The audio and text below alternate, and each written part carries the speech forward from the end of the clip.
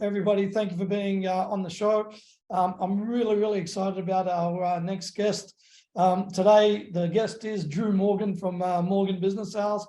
Let me tell you, this guy's got so much experience. It's going to be awesome. I can't wait for this. He's got over 25 years of achieving great results for business owners. As everybody knows, if you're a business owner, there's a lot of changing environments. He's very good at what he does. I've heard, nothing but, reviews. I've had the great pleasure of having Dru at one of my events as well. He really knows how to market, the sale effectively, because I think the difference between getting, a mediocre price and a great price, obviously, is in the marketing and attracting the right buyer, for you. As a specialist business broker, he also works Australia-wide. It's to, provide things like valuations and appraisals, marketing, obviously, and, how to go about it. And he has undoubtedly exceptional results. He's got a pretty big team that work for him as well. He also helps businesses, prepare the business for sale, because it's not as, easy as selling a car where you just take some photos and, hope for the best. There's a process. Also, Dru has been, methodical in giving great advice. He's got a how-to guide called Exit with Success, which is the ultimate business exit strategy planning guide. So when the time comes, you're ready to go. So, Dru, welcome to the show. Thanks, Nick. Pleasure to be here. Thanks for having me. So, Dru, I wanted to start off with, you've had a pretty, distinguished career, and I always like to, just get a little bit of a review or a brief sort of snapshot on, maybe the journey, that got you to where you are today. I mean, I've looked at, your background and things that you've done, and then I want to ask you a few more questions, but I'd like to maybe just get a, a little bit of a step-by-step journey on where you are and what got you to where you are today. Sure. Yeah, thanks, Nick. Yeah, good question.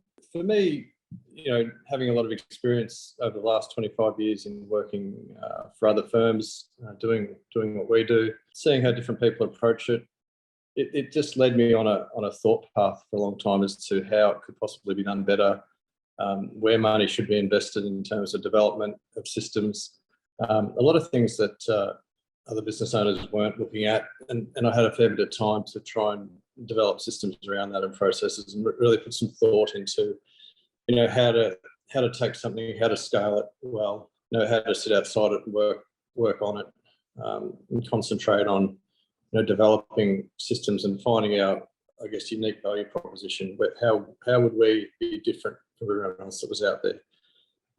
So what's got us to this point is really spending some time just putting some thought into that. How do we differentiate ourselves? What makes us different from everyone? And having the time to do that, and then putting faith in people around you and building a great team and making sure you value those people correctly and reward them correctly, and just having great values as a team and an office, and making sure that we all share a common ground. Mm-hmm. So look, there's a lot of things, but time in the game, experience and thought, it's pretty hard to replicate. Mm-hmm. And for you, obviously, you've been in the industry for a long time, in different industries, I suppose. I wanted to kind of get an idea of, some of the other work that you've done. I know you've had a long stint in commercial real estate for, Ray White and LJ Hooker. Tell me a little bit about that, and I suppose what you took then from that into Dru Morgan Sales, because people always think that a successful business is a year in operation or you're an overnight success. Well, the truth of the matter is it's a 25 years career success. It is. To where you are. So I'd like to understand a bit about sort of how you went from real estate, commercial real estate, then into business sales, and then why business sales? Because it could have been a different avenue maybe that you would have taken, so. Yeah, look, I actually started in business sales for LJ Hooker about 25 years ago. I didn't actually start in commercial real estate. I started there doing some business sales, and then also at the same time transacted a bit of commercial work and ended up doing a fair bit of commercial real estate at the same time. And those experiences, obviously you have good and bad experiences along the way, and nothing can can stop that from happening. I don't think it matters what industry you're working, you're going to come across good and bad people who have good and bad experiences. I'm sure you've had the same thing, but I think as long as you learn from it and have the takeaways, and a lot of those companies that I work for, still to this day haven't changed and haven't grown, haven't concentrated on what are the steps I should take to take this from $1 million company to a 10 or 20 or $30 million business. And that puzzles me somewhat, that they're so concentrated every day on working in the business and just getting the deals done that none of them have had the time to step outside it, look at it and say, hey, how can we take this? How can we take this vessel that's constantly doing $1 million a year? How can we take that and turn it into something a bit more dynamic? And how do we scale? I guess that's the question. And for me, working for those other companies helped me look at that. And I guess I saw what they weren't doing. It's probably not so much what they were doing. Process pretty straightforward. But why were they stuck in a box? Why weren't they paying any attention into scaling? Why did they never have the intention of scaling and doing it well? And then continual development in processes. A lot of them just don't develop the processes along the way. And then down to people. A lot of those larger real estate groups don't value people at all. They value money. Their values are misplaced. If your focus is on money, I think you'll go broke very quickly because you won't have anyone that works for you. If your focus is on people and values and ethics, your business will be safe. And money will come if you do a good job, but the people will stay with you, and you'll be able to grow a team. And people forget that. They think it's about just making money. It's not. It's about growing a team based on values and ethics. And you feel that when you're part of a larger company, pretty significantly. I don't know, your background, Nick, I'm sure you've worked for other companies where you feel like a number. You feel like a number on the flip, one of 100 people, or one of 200 people. Yeah. And some of those companies just don't know how to connect with those people and create that system where they really feel like they're part of something. And so that's one of our key values and our core attributes, is to make everyone feel like they're part of something special, to make them all feel very special, and to make sure they're aware of our values and we're aware of theirs, and it's got that synergy. I remember in October up at the Gold Coast at the Mastermind, I asked you actually a question. When we connected after that, I asked you a question, and I said, "Oh, what KPIs do you have for your business?" And something really hit me, pretty much between the eyes. I've been sharing that a lot with my team and just pondering in my thought processes and speaking with a lot of my clients, where you said the only KPI is people. That's it, period. So how about sales? And although I don't know how to worry about that, it's just people, and it really it's really made me shift my level of focus completely. I don't know if you know that, but just one word that from when I was talking to you really resonated with me. And I get to speak to hundreds of businesses. It's what we do. So can you just elaborate a little bit more on that?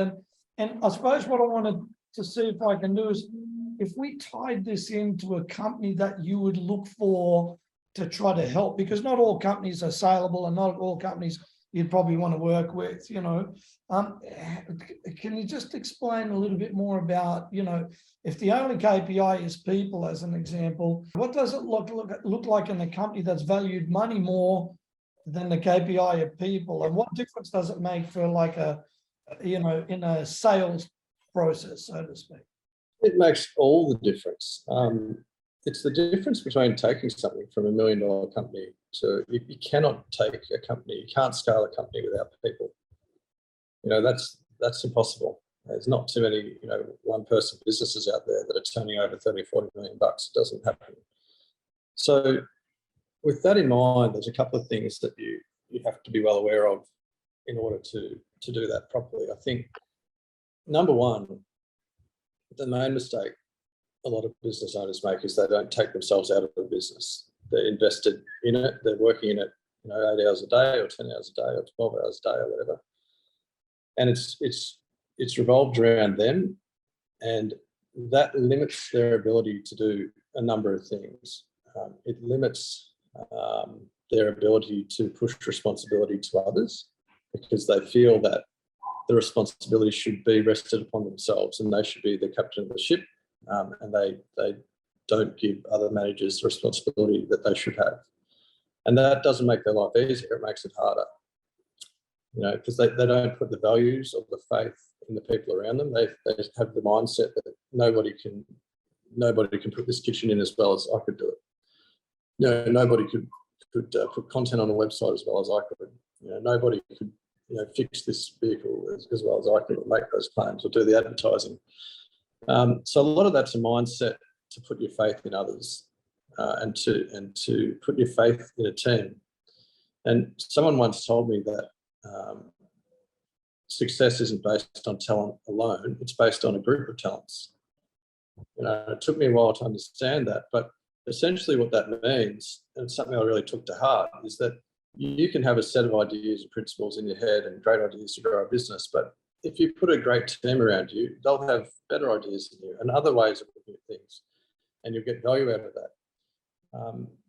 But the only way to do that properly, again, we keep coming back to it, is to take yourself out of the business, allow yourself to sit on the side, give responsibility to the team around you, and enable them to run the business.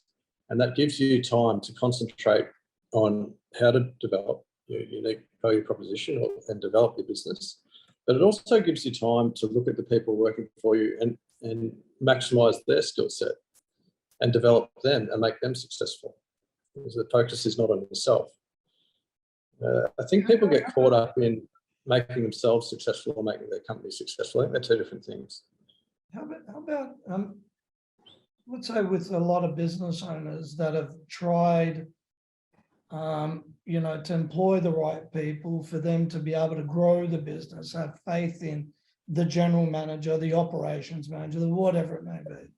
And unfortunately, that person's fallen short. And I understand, obviously, it's a combination of recruitment and then, actual activity, because when the green flag drops, the bullshit stops, right? So yeah. I'm wondering how you combat that. Let's say if there's a business that, is trying to grow with that, they've gone, all right, I know I need help, I'm going to let that help go. And I know it's, something that you said you've worked on a lot of systems and processes in order to, have that faith. So I'm just wondering, with that nuance there, like how do you see that being combated? Do you feel that it could be the lack of training that the business owner would do, or is it maybe the wrong recruitment of person? Like what makes a business then shine to go? Because one of the questions I wanted to ask was, what are the key elements that you look for in a business that's looking to sell that makes them I'm going to give it a 8 out of 10 score rating versus a 1 out of 10 score rating at that stage when you meet them. So. Yep. Okay. So again, it gets back to what we were just talking about a little bit. So the way, we have the same issues that everyone else has. I mean, not everyone's resume is as it should be. It is what it is. Some people. What you thought you were going to get versus what you got are two different stories. Yeah, correct. But look, at the end of the day, I think the main reason employees fail, or managers fail, or salespeople fail, is really lack of care and lack of support. And that comes back to what we were just talking about. If you're not in the business day to day, if you're not there putting up the roofing sheets, if you're not there hammering in nails, if you're sitting outside the business and analysing your team and going, okay, Rob's got a problem in talking to clients. How do we solve that problem? How do we make life easier for Rob so that he'll be successful? If you're working in the business and you don't have the mental space and clarity, if you're not sitting on the outside of it, you'll never identify that Rob's got a problem in the first place. Mm-hmm. So for me, all of our team have different strengths and weaknesses. And I spend a lot of time just on the phone with the team every day. We've got about 35 people around the country that work for us. And I spend most of my time on the phone to them because they all, have strengths in areas, weaknesses in others. And I just try and work them through the points that they are not strong with. Obviously, they don't need help in things that they're particularly good at, but things that they struggle with.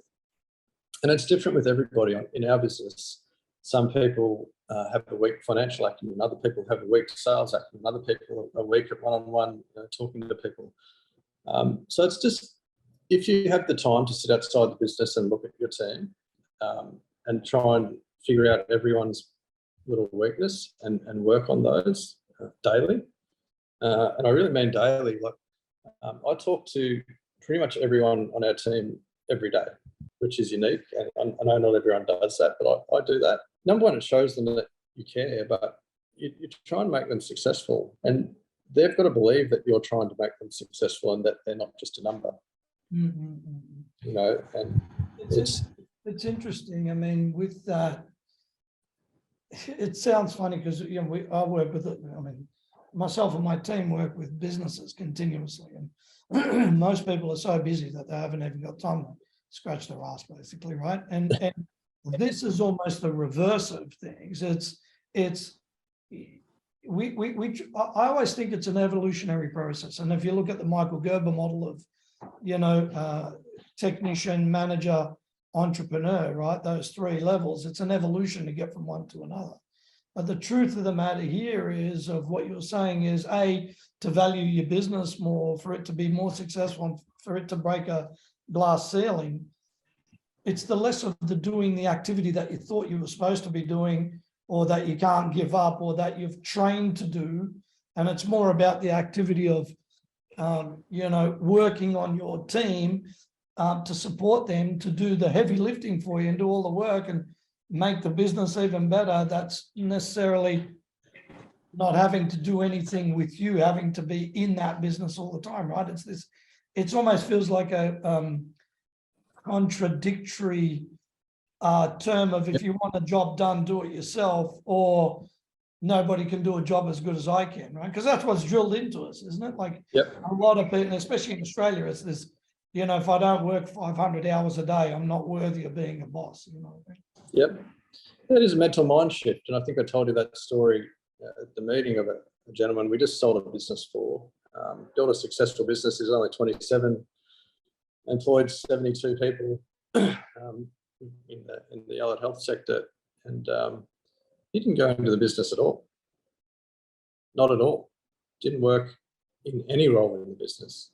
It made it particularly easy for a takeover. The company that were taking it over said, "Oh, could we have some training from the owner a couple of weeks prior to settlement and a couple of weeks after?" And he just said, "No, I don't do anything anyway," which was unique. But it shows that, for me, it just showed exactly what we're talking about in high resolution. He had put so much faith in his management team and his staff. And he just spent all his time working on the business, on growth, on solving problems, on developing. That day-to-day running the business, he had zero involvement in, absolute zero, to the point where he didn't go to the office, had nothing to do with it at all. And I think that, you look at those stories and you think, well, that's great. That sounds really easy, but that's a real struggle for a lot of people. It's a huge struggle. They think they have to be there 24/7 at the desk doing 100 hours. And that's the worst thing they can do. Yeah. That's interesting, right there. What do you look for in a business that's ready to kind of sell? What if you had to say, there's 3 or 4 sort of key areas that we look for. So anybody who's listening to this or watching this could kind of go, yep, I've got this. And there's another question that sort of precedes this, to be able to go, if you had a checklist of 5 or 6 things that you needed to do before you're selling your business, what would it be? But I'm just wondering, for you, you get valuation, people wanting to sell all the time. You've got a team of over 30 people. What would be maybe some key things that you go, yeah, they've got that right, or they've got that right, or they've got that right? And I know you're probably going to hit me with simplicity to go, the owner doesn't work in it. Yeah. But I'm just wondering what that is. So look, obviously, from a value perspective, the money the business makes is important. So you want to make sure that if you're looking to sell, you do it in an upcycle. Very difficult to sell a business that's on the decline. So if you had a profit of $500,000 and then this year it's down to 350 or 400, it's very difficult to sell that. You really need to wait till you're in a cycle where the profit's on the improve. Not many people want to buy a business in decline, funnily enough. So that's from a financial perspective, that's important. Structure that we've spoken about, the onus upon the owner. I mean, what does the owner do? How important are they to the business? I know we keep going back to this, but that is a key trigger in developing the multiple of goodwill for the business. So businesses in general are worth a lot less if the owner has a lot to do with it. If the owner is nothing to do with the business is its own entity, it's worth a significantly higher multiple of profit. So, financial is one thing, but it's on a business sale, you get a multiple of your profit. And that multiple is derived, they're all different per industry. Some industries have a much higher, health has a much higher multiple than what a retail business would, for example. But the structure of the business, the management teams are in place, and the responsibility of the owner day to day also has a huge effect on that multiple. So the reason I'm figuring that is because anybody that's looking to purchase it, whether they, incorporate it into their existing model or it's a new business owner, can pretty much step in and do it without having to, have the expertise of the owner in it 400 hours a week, right? That's kind of. There's that, and you've got to remember when we transact a lot of mid-market or larger businesses, and there's a lot of private equity groups which have cash that would look to invest, but they can't invest in a business where the owner is key. They have to figure out how to replace that person or how to secure the owner of the business for the next 5 years in order for it to generate the same amount of money. They'll certainly invest in a business where the owner has no involvement. No problem at all, because it's its own entity. It'll sail along regardless. Yeah, so with the correct structure, you also open yourself up to a much bigger pool of buyers. You don't have to have sophisticated buyers who have talent in your area. You can have buyers who simply have a pool of money they can invest and trust in the team that you've set up. And in doing that, that's a simple case of supply and demand. You open up the market to a whole lot more buyers, and you're going to get a higher price. So again, that affects the multiple. So we keep coming back to structure, we keep coming back to management, we keep coming back to people, how do you retain people, values, so this is all the core that you set, the foundations upon which you build your business are critically important when it comes to sale. So Dru, give me an idea of how the sale process works. So let's say from inquiry through to sale, just if you had to kind of mention, 4 or 5 points or 2 points, whatever it is, just so people get an idea of, if they're going to use someone like yourself to be able to sell their business, just give people an idea of how that works. Yeah, sure. So the first step for us is purely to gain an understanding of how your business operates. So wherever you are in the country, we have brokers in every state and territory, and we'll send somebody out just to see you, to sit with you, have a coffee, and understand what your business is. It's very difficult to do it over the computer, over email. So we send somebody out, they'll sit with you and take a few hours to try and understand exactly what your proposition is, exactly what your role is, what your team does, how you're moving forward, what you've developed, what particular intellectual property you have, trademarks, what's unique, and how it works. And to also, then start talking about the financial scenario and begin the process of doing an appraisal. So we'll take another couple of weeks to do an appraisal of the business and give you some free feedback. We don't charge, just on where we think it'll sit from a price perspective. So we'll say, okay, you've got a great looking business. We think it'll sit somewhere between $2.5 million and $3 million. Let us know if that's enough to get you to the point of, I can take that money and retire, or maybe that's not enough and I have to work the business for a few more years. We'll generally give that appraisal in 2 formats. The first format will be on an asset basis, simply selling your business name and assets and some goodwill. The second format we'll give a different appraisal for would be if you were to do a company share sale. Most large businesses actually transact on the sale of shares in the holding company because there are capital gains tax advantages for the seller, and it is beneficial to do it that way once you get to a certain point. So we'll give you 2 different appraisals and just make sure, number one, what's the best path to take should you do a company share sale or a business asset sale? And are those numbers okay for you? Are those numbers going to make a difference in your life and get you to the point where you can do that? If you say, yep, I'll take scenario A, and that number looks reasonable. We'll then order a valuation on the business, and we get a team of 14 valuers, CPA valuers who we work alongside, who will come in and do a bit more forensic valuation. So we'll get an actual detailed valuation done, which we will use in the sale process, which buyers can then lend against, take to their bank, that sort of thing. So we'll get that done, and that will give us a more precise number. Then we'll give you a broad range. The valuation is a lot more precise. And from there, then, if you tick the box and say, yep, let's go forward, we'll start doing a bit more information on your business, start building. We'll come and take some videos on your premise, some interviews with yourself, interviews with your key managers, really try and understand that process. Those videos will be uploaded and used when we send out information to buyers. We might do a tour of your factory if you're in a manufacturing business. Obviously after hours, some of the staff don't know what's going on. So none of the general staff should know the business is going to transact.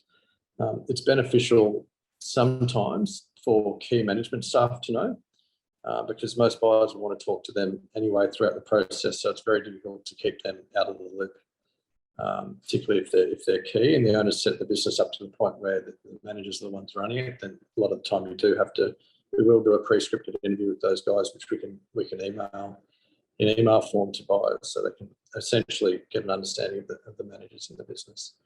So we'll put together a pretty detailed memorandum with those interviews in it, with the valuation in it, with lists of plant and equipment, copies of your lease of the premise, all the information a buyer will need essentially to conduct due diligence.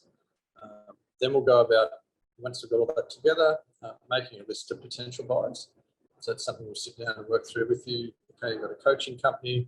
Who should we reach out to, in this industry that might be a potential acquisition?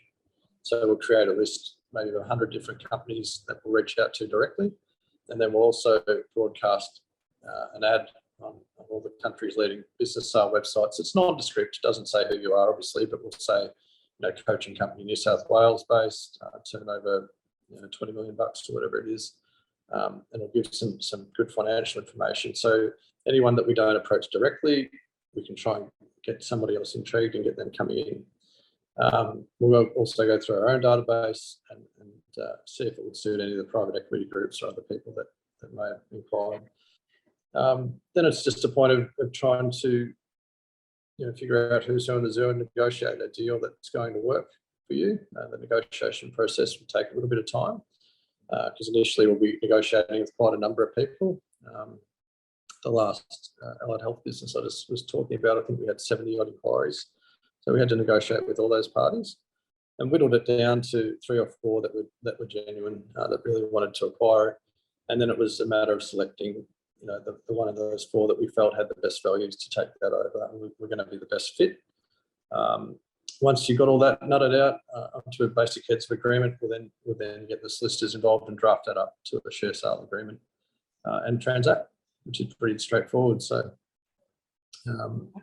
sounds like a straightforward process. There's a few. Well, that's detail. Well, I really love the part where to go, who's going to be the best value for the business moving forward, because a lot of people, this has been their legacy, 20, 30, 40 years in the business. I don't want to just sell it to anybody because it's their name and brand reputation. I think that's ultra important as well, so which is, yeah, it's important to at some levels, right? So a lot of staff have been with them for 15 or 20 years as well, and they want to make sure that they don't just sell it to anyone who's going to run it down. That's just going to slash and burn. Yeah, you want to make sure you put it in the hands of somebody who's going to look after the team that you built and take the business to where it should be, continue to grow it. So it's not just a matter of reaching out and grabbing money from whoever's going to put it on the table. Yeah. It's a matter of being selective and making sure that we put it in the hands of the right people. I've got 1 or 2 more questions for you. I know we were talking about, people thinking of selling, and sometimes the length of time that they should consider in starting the process off, because, it's not as clear cut as, we'll talk about it in June and sold in July, right? It takes a bit of time. Can you explain maybe if somebody's got a good business, they've been doing what they do, they, like you're saying, it's in an up market, how long do you think they should start sort of thinking about the process, and usually it's probably based around either retirement or they want to move on to a different pasture and stuff like that. So can you give us sort of a rough indicator in your experience, what should be a good time frame for you to start thinking about? Well, ideally, the sale process is something you should start thinking about the day you set your business up. I know it's probably not answering the question properly, but at the end of the day, a lot of the people that are young people that we sell good businesses for, like the example I gave you previously, set those business up from day one to sell. So, and that's something that a lot of people don't even consider. I remember when I went to your coaching event and I spoke to a lot of business owners there, a lot of them came up to me and said, wow, we hadn't actually even thought about selling. You should be thinking that from day one. Yeah. You should be building something that you can move on. And I think it's something that a lot of people miss. I don't know why, because you're building a significant asset. It's an identity crisis, I think. What do I do now? Or who am I now? Some people, they just start down a road and don't think, where's this road going? What's at the end of it? When am I going to retire? So for me, it should be a thought that you have on day one when you're establishing a business. You should be setting it up so that it's saleable at any point in time. Because you've got to remember, a lot of the people that come to us will come to us because they've built something significant, they're ready to retire. But other people come to us for other reasons. They may get a sudden health issue, and they may have a successful business and then get some heart troubles and say, "Wow, it's time to sell this thing." If they've taken the time from the day one to set it up and put the right management in place and get all the systems in place so that they're not critical to the business, we can sell it at any time. And we don't need a big transition period. So, there's health issues, there's divorce, there's, other financial pressures, there's all sorts of issues that can come around. Yeah, you should be at the point where you're ready to sell at any time, to be fair. Like, you shouldn't need to do the prep. The prep should be done from the day you start the business. And every year that you have the business, you should be making sure that you're not in it, making sure that if you wanted to sell it tomorrow, you could do that easily. Yeah, good. So that should be something that you're continually working on. So I've got two more questions. What do you like doing when you're not working? Being a dad, playing with my kids, taking my kids surfing. I love going surfing with the kids, my favourite thing to do. Obviously hanging out with my wife, just enjoying some quality time, going out to dinner with friends. You've got an Olympian, you've got an athlete in the making too, no? We have, my daughter's training for the Olympics. She's only 11. She's a swimmer. I don't know how she'll go, but she's trying her best. You're waking up 4 o'clock in the morning every morning, buddy, taking her to the bloody pool. Yeah, we're at the pool. 5 o'clock. We are there in the water. So every morning I drop her off. That's funny. And then actually my son's, she's 11, my son's 9, he's going with her. He's been with her for the last 6 months too, trying to do the same thing. That's what they want to do. It's their path. I'm not pushing them to that. So good on them. I actually use that hour and a half that they're there. I go spend some time. I go to the gym. I'll go for a surf myself and make sure I have an hour, just that hour and a half every morning to myself, which is really important. Then I can come back from that. I pick them up from the pool and have some time then to, go into business, not worried about not having any time for me. I've made some me time. I think it's another thing that business owners have to create, just an hour of me time every day. Yeah. Something to work on your own exercise, your own mindset, just something, it's important, super important. We work hard with our owners to implement that as a routine. That's a non-negotiable, you know what I mean? Favorite movie or band and why?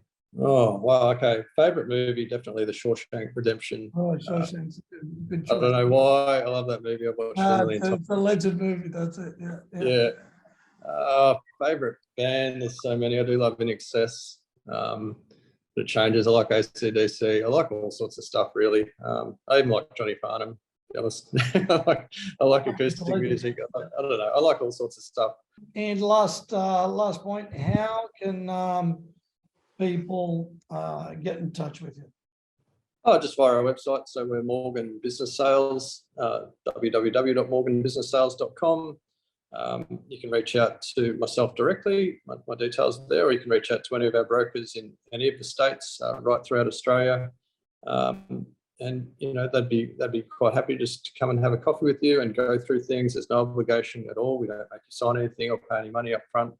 The initial week or two is just having a chat and getting an understanding of what you have, and giving you some feedback on where it might sit. So we'll put all these notes in the show notes as well. Yeah. Any parting wisdom? No, not really. I think look, one thing that has made a big difference to me is what we just briefed on, is just making a little bit of time for yourself each day. And, enabling yourself then to come into work refreshed.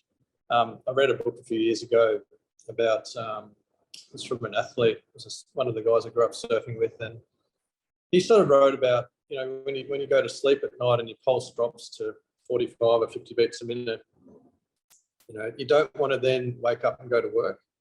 His philosophy was wake up, do some exercise, get your pulse to 150, 180, whatever, get the blood flowing through your brain for an hour, get the ideas flowing, and then go to work. And the difference it'll make to your mental health and your psyche and your attitude and your ability to think clearly is important. So I think it's a pretty simple analogy, but yeah, I like it.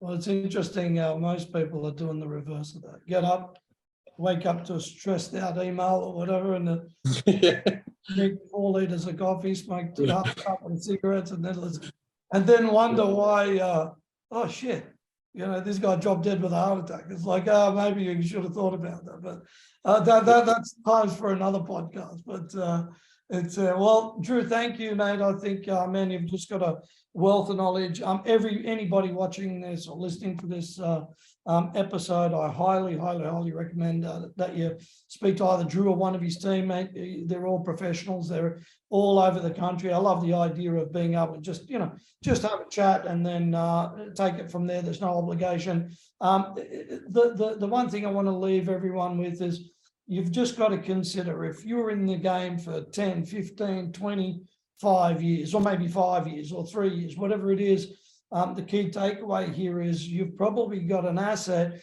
that if you did a little bit of work on, you could probably get some money and retire. You've done a lot of hard work and been through, the ups and downs of running a business, which is never easy. So you should be rewarded at some way, shape or form. I think the other part to it is stop thinking traditionally where, I don't have any hate words, and I don't like using the word hate, but I really hate this word that Gary Vee started called the hustle, hustle everything and do it tough, and Jocko Willink, smash through walls and get up at 3. I'm like, work smarter rather than harder, right? So, but, and everybody knows, if you know me from UpCoach, that's what we try to do. Work smarter rather than harder. Number one is priority, and number one is you priority, and then the business will come if you do what you need to do. Right? Yeah, look, I appreciate your time, Nick. And obviously, it's awesome for us to be associated with UpCoach. Likewise, recommend anyone, in making that transition, if they spend a year or two with UpCoach and get everything organised to the point, it's highly valuable. So great for us, great for you. I think we're doing a great job. And congratulations on the success you're having. Thank you, sir. All right. Thank you all. Bye. Thanks, Nick. I'll talk to you soon. Bye, mate.